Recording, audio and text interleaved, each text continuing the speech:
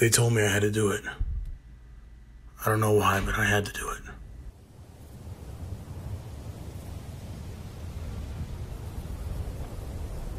She told me I needed more remorse. Remorse for what? I do have remorse, but I'm not even sure myself whether it is as profound as it should be. I've always wondered why I don't feel more remorse, though. Just thinking how she could have treated me better makes me wish I would have never even met her. I bet that's probably exactly what she's thinking, too, in her final thoughts. I was completely swept along with my own compulsion.